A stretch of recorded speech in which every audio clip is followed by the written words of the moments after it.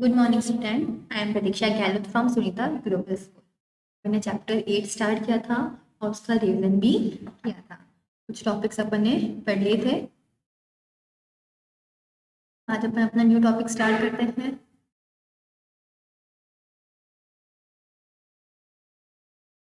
Which is क्या है? Air expand on heating. यानी कि जब भी एयर बढ़ती है तो हीट क्या करती है? प्रोड्यूस करती है। यानी कि जैसे अगर अपन किसी चीज को हीट कर रहे हैं, कोई भी ऑब्जेक्ट है उसको हीट करे तो क्या करेगी? एयर फैलेगी। कैसे? इसको एक्टिविटी के साथ समझते हैं। एक बॉइलिंग ट्यूब, एक बॉइलिंग ट्यूब लेनी है। Stretch a balloon tightly over the neck. देखो बलून लगा दो जैसे आपको इस एक्सपेरिमेंट में दिख रहा है। देखो इस तरीके से एक बलून बॉइलिंग ट्यूब लेनी है, उस क्या लगाना है? बलून इस तरीके से लगाना है। You can use a tape to make it tight. pour some hot water in a beaker। एक बीकर लो जिसमें अपन गर्म पानी डाल दो। Insert the boiling tube with the balloon in the hot water. जैसे आप इस ट्यूब को गर्म पानी में डालोगे तो ये बलून फुलने लगेगा। Observe for 2 to 3 minute for any change in shape of the balloon. Balloon का शेप चेंज होगा। अब करोगे take tube out, let it cool down to remove temperature. फिर आप उस ट्यूब को बाहर निकालो और नॉर्मल टेम्परेचर पे वापस लेके आ जाओ। Take some ice cold water. पहले अपन ने गर्म पानी लिया था, अब अपन क्या ले रहे हैं? ठंडा पानी ले रहे हैं। वापस उस टेस्ट ट्यूब को किस में डालना है? उस ठंडे पानी वाले बीकर में डालना है। फिर आपको 2-3 मिनट उसके अंदर रखना है, फिर ऑब्जर्व करना है कि क्या चेंज आ रहा है। अब देखो चेंजेस क्या क्या आएंगे। जैसे इसको गर्म पानी में डाल रहे हैं तो बलून पहले ऐसा था, उसके बाद में बलून हल्का सा फूल रहा है। और जैसे इसको ठंडे पानी में डालेंगे तो बलून क्या हो रहा है? एकदम सिकुड़ रहा है। ऐसा क्यों होता है?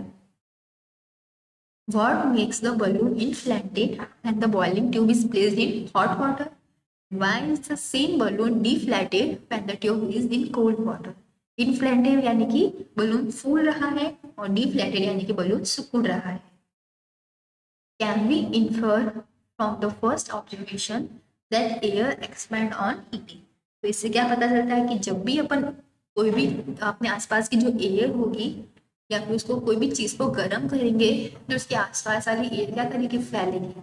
जब अपन टेस्ट ट्यूब को गर्म पानी में डालते हैं तो एयर फैलती है, फैलने की वजह से वो बलून के अंदर जाती है और बलून को फुला देती है। जबकि अगर अपन टेस्ट ट्यूब को ठंडे पानी में डाल रहे हैं तो एयर क्या है? सिकुड़ रही है। एयर के सिकुड़ने होने की वजह से बलून के अंदर जितनी भी एयर थी वो वापस बाहर आ जाती है।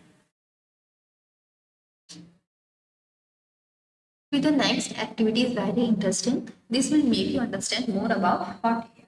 इससे आपको और गर्म हवा के बारे में पता चलेगा। अब देखो एक्टिविटी 8.6। टेक 2 पेपर बैग और empty paper cup of the same size. 2 paper bag ले लो या फिर खाली कप ले लो जिसकी साइज क्या है? सेम है। यानी कप कौन से लेना है? जो कि पेपर से बने हुए हैं। Hang the 2 bags in the inverted position. यानी कि आपको बैग को क्या लगाना है? ऐसे उल्टा लगाना ताकि नीचे से क्या हो? बन रहे। जब अपन पॉलीथीन को उल्टा ऐसे लटकाएंगे तो उसके बाद में क्या करना है? On the 2 ends of the metal और अ वुडन स्टिक। यानी कि जैसा आपको डायग्राम में दे रखा है इस तरीके से आप स्टिक पे इन दोनों पॉलीथीन पेपर बैग्स को उल्टा। फिर देखो is of thread in the middle of the stick. इसी तरीके से देखो स्टिक के बीच में एक थ्रेड बांध रखी है, इस तरीके से आप बांध के इसको भी लटका दो। Hold the stick by a thread in as in balance. यानी कि जैसे स्टिक को बांधोगे तो एकदम बैलेंस है नीचे। यानी कि दोनों पॉलीथीन दोनों पेपर बैग्स एकदम बराबर है नीचे, जैसे कि इस डायग्राम में दे रखा है। अब आपको क्या करना है? Put a burning candle below one edge of the bag as shown in the figure. यानी कि आपको एक के नीचे क्या लगानी है? जलती हुई कैंडल लगानी। उसके बाद में आप देखोगे कि क्या हुआ है। यानी कि observe what happens. Why is the balance of the bag disturb. यानी कि जब ये दोनों पेपर के बैग बैलेंस थे तो जिसके नीचे अपन ने कैंडल लगाई थी तो वो ऊपर क्यों उड़ गई? Does this activity indicate that warm air rises? इससे क्या पता चलता है कि जब गर्म हवा होती है तो गर्म हवा होने की वजह से कोई भी चीज ऊपर की तरफ उठती है, यानी कि क्या होगी, ऊपर की तरफ वो उठेगी।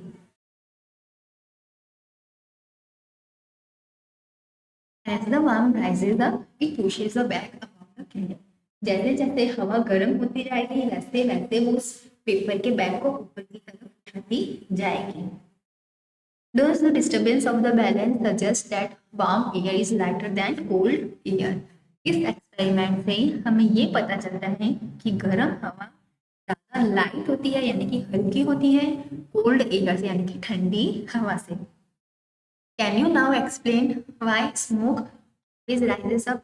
इसी से आप पता लगा सकते हो कि जो स्मोक होता है वो ऊपर की तरफ क्यों उठता रहता है। ठीक है। Also it is important to remember that on heating the air expand and occupies more space.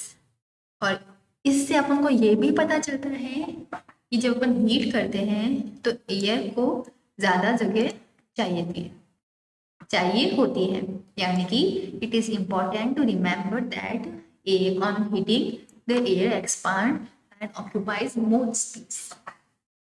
When the same thing occupy more space it become lighter. जब एक ही जैसी चीज को ज्यादा जगह चाहिएगी तो वो चीज क्या हो जाएगी, हल्की हो जाएगी। तो इससे हमें ये पता चलता है the warm air is therefore lighter than the cold air.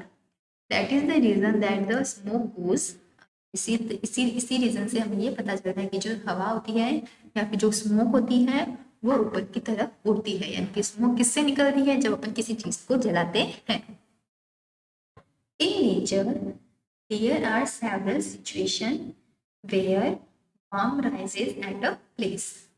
यानी कि नेचर में ऐसी बहुत सारी सिचुएशन बन जाती है कि ना गर्म हवा बनना स्टार्ट हो जाती है। The air pressure at that place is lower. जहाँ पे भी गर्म हवा होती है वहाँ पे प्रेशर क्या होता है, कम होता है। जहाँ जो मैं हाईलाइट कर रही हूँ वो आपके लिए इम्पोर्टेंट है, ठीक है।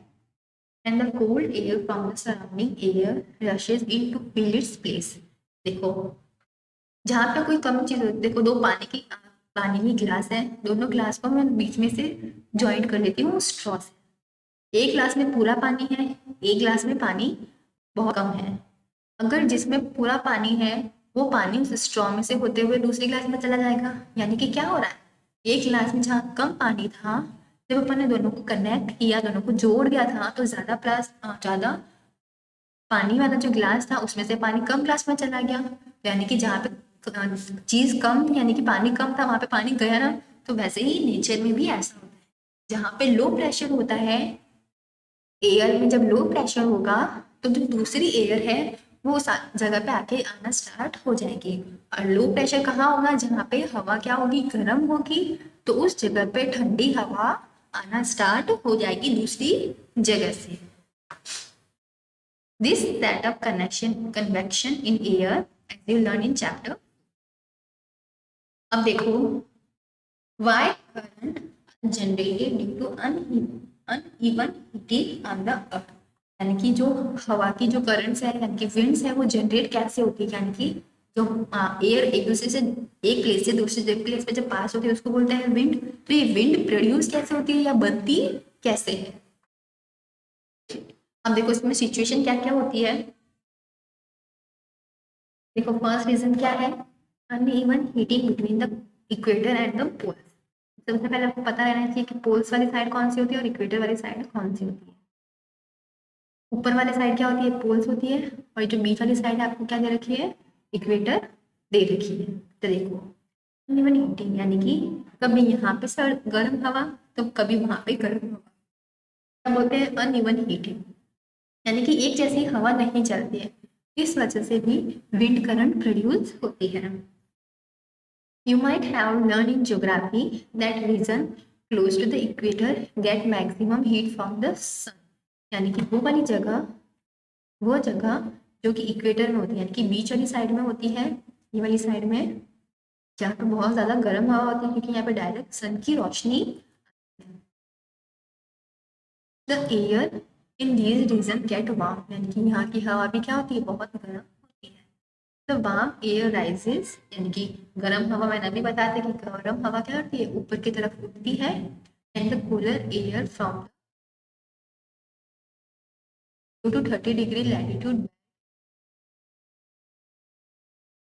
आसपास में जितनी भी ठंडी हवा होती है वो यहाँ इसके अंदर आती रहती है, यानी कि यहाँ की हवा गर्म होकर ऊपर उठ रही है और दूसरी जगह से हवा यहाँ पे आ रही है। देखो आपको एरो दिख रहा है, यानी कि दूसरी जगह से हवा कहाँ पे आ रही है, इक्वेटर पे आ रही है। These winds blow from north into south towards, यानी कि नॉर्थ से और साउथ से अंदर की तरफ आती रहती है। At the poles, the air is colder than that of a latitude about 60 degree, यानी कि पोल्स वाली साइड कौन सी, ऊपर वाली और नीचे वाली, यहाँ की हवा बहुत ठंडी रहती है।